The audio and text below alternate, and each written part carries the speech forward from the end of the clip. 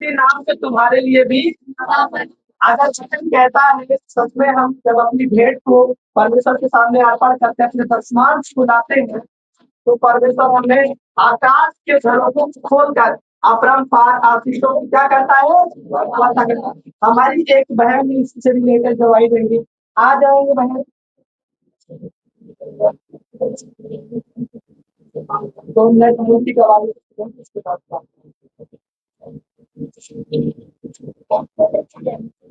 Hallelujah. सभी को गवाही को ध्यान से सुनना। अपना नाम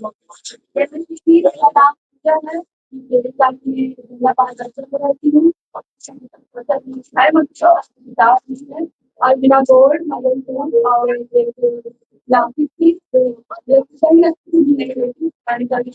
करके की वजह से वो चीज आए मेरे को लेकर और परमिशन में सचमुच में वो मिल गई। उस टाइम पे कामयाब करके गई थी लगातार करनी थी। वो अपना गोल्ड डांस करके आई।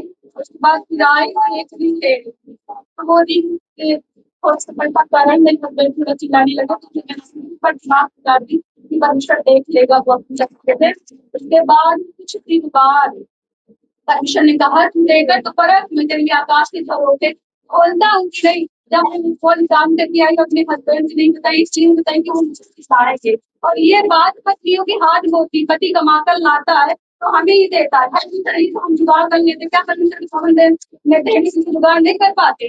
अपना जो कमाएंगे अपना निगाह में चढ़ाएगा उसके बाद दशमांश निकाल कर अलग रखो उसके बाद भवन में लेकर आओ और आप दो। तो मैं वहां गोल्ड जब देकर आई तो परमिशन ने अजीब रीति से इंतजाम किया और मुझे रास्ते में मुझसे मिलने की सोने की रिंग मिल गई और वहां कोई लेडीज नहीं थी। सुबह सुबह का टाइम था मुझसे कहूंगी पहले तुम्हारी है क्या दी कोई नहीं था। काम श्रम हो गई तो लेडी तो परमिशन ने मुझे सचमुच में आकाश के झरोखे खोला और आपको कहता है कि किसी का कर्जदार नहीं और सचमुच में वो मेरा कर्जदार नहीं हुआ उसने रुपया पे किया मुझे।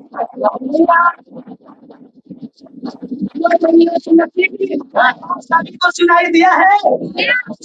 ये बहन है, इन्होंने परमेश्वर से मन्नत मांगी थी और जब इनकी मन्नत पूरी हुई तो इन्होंने अपनी सोने की अंगूठी क्या सोने की अंगूठी को जब ये चर्च गए खामरा चर्च तो वहां पे अपनी श्रद्धा से प्रभु को भेंट के रूप में अर्पण करके आए और अपने घर में किसी से नहीं बताया।